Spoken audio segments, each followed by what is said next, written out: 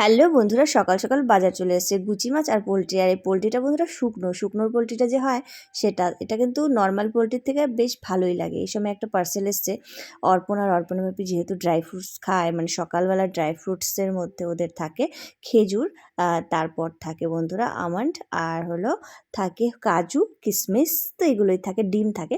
তো মানে এই খেজুরটা অনলাইন থেকে রিসেন্ট মানে মানে এর আগে আর কি অর্ডার করে খেয়ে দেখেছে যে মানে নর্মাল দোকানের চেয়ে বেশি টেস্টি, তাই জন্য আবারও অর্ডার করলো অনলাইন থেকে, মানে ফ্লিপকার্ট থেকে অর্ডার করেছি। তো আমার রান্নাবান্নাও শেষ, গাজর বিনস আর আলু ভাজা করেছি, আর এদিকে পোলট্রিটা রান্না করছি। গুচি মাছটা এখন রান্না করলাম না, রাতে করব। আর এইখানে দেখো বন্ধুরা মিষ্টি আলু, এটা এখন অর্পণকে দেবে, এটা সন্ধ্যেবেলার ক্লিপ। মিষ্টি আলু খেতে খুব ভালোবাসে ও, আমিও ভালোবাসি।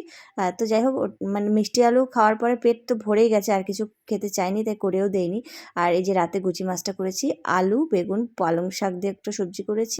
আর বন্ধুরা করেছিলাম ওই দণ্ডকলস পাতার বাটা, এটা কিন্তু সর্দি কাশি যায়, আর আলু মাখা।